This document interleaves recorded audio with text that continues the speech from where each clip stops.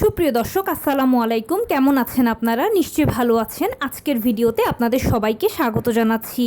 আজকে আমি আপনাদের সাথে ভীষণ ইম্পর্ট্যান্ট একটা টপিক নিয়ে আলোচনা করব।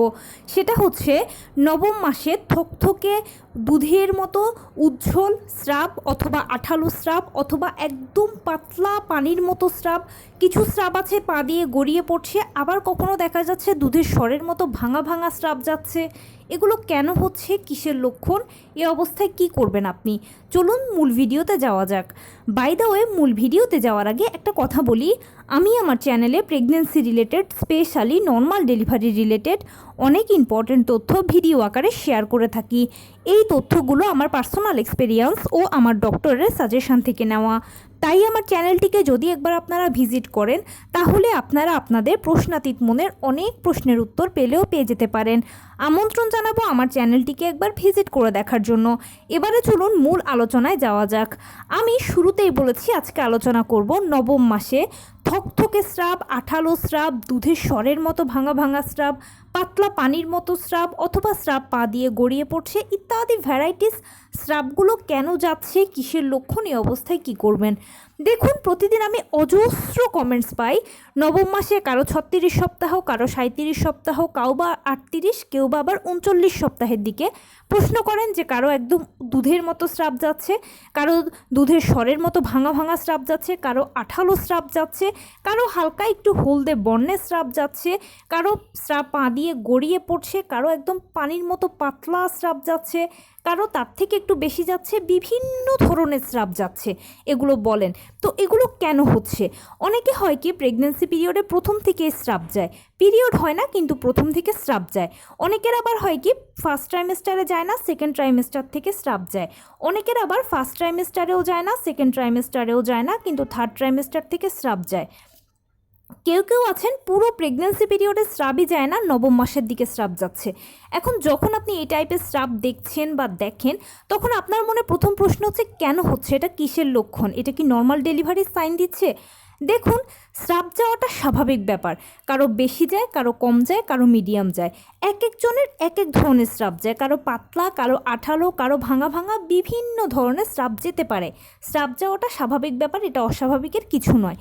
এখন যখন প্রেগনেন্সি পিরিয়ডে স্রাব যায় তখন কেন যায়, এর কারণ হচ্ছে কি শেষের দিকে, স্পেশালি মানে নবম মাস থেকে যত সামনের দিকে আগাবেন, এই বিভিন্ন ধরনের বা স্রাবের রকম পাল্টানোর কারণ হচ্ছে আপনার বডি এখন প্রিপারেশান নিচ্ছে ডেলিভারির জন্য। বাচ্চা প্রপার ওয়েট তৈরি হয়ে গেছে ডেলিভারির জন্য, বাচ্চা নিজেও প্রস্তুতি নিচ্ছে ডেলিভারির জন্য। আর সব কিছু মিলেমিশে এখন শরীরে বিভিন্ন ধরনের হরমোন কিন্তু ওঠানামা করছে। এক একটা ট্রাইমেস্টারে এক একটা হরমোন ওঠানামা করে, আর যার ফলশ্রুতিতে এই স্রাবগুলোর পরিবর্তন দেখা যায়, বিভিন্ন রকমের দেখা যায়, এক একজনের এক এক রকম দেখা যায়। যখনই এই স্রাবগুলো দেখবেন তখন ঘাবড়ানোর কিছু নেই, চিন্তারও কিছু নেই, এটা স্বাভাবিক। এবারে বলছি যে স্রাব দেখা মানেই কি নর্মাল ডেলিভারি? না, স্রাব দেখা মানেই যে নর্মাল ডেলিভারির লক্ষণ সেটা কিন্তু নয়। যে স্রাবগুলো আপনাদের যাচ্ছে বা যেগুলো দেখছেন বা যেগুলো আমি বলেছি, এগুলো স্বাভাবিক সাধারণ স্রাব। এগুলোর সাথে নর্মাল ডেলিভারির কোনো সম্পর্ক নেই।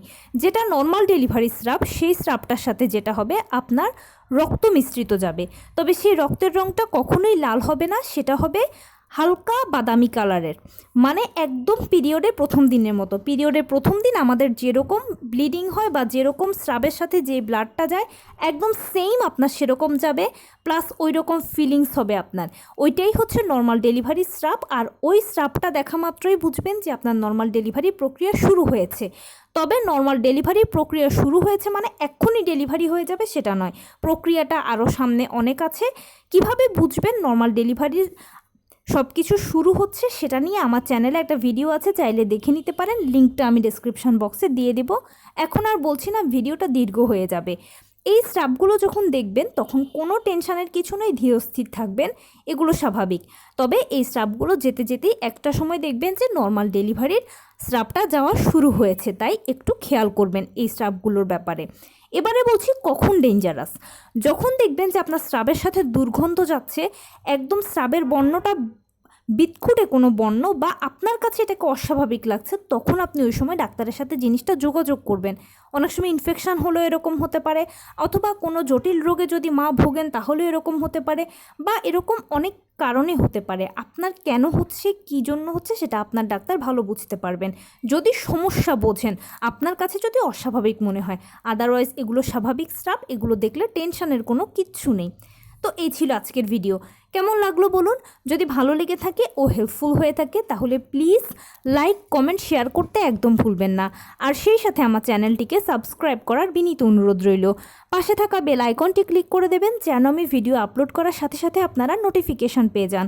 যদি কোনো প্রশ্ন থাকে কমেন্টসে জানাবেন, আমি রিপ্লাই দেবো। প্লাস যদি কোনো পরামর্শ থাকে যে কোন বিষয়ের উপরে ভিডিও বানালে আপনারা উপকৃত হবেন সেটাও জানাবেন। আমি আপনাদের পছন্দের সর্বোচ্চ প্রায়োরিটি দেব। ভালো থাকবেন, সুস্থ থাকবেন। আসসালামু আলাইকুম।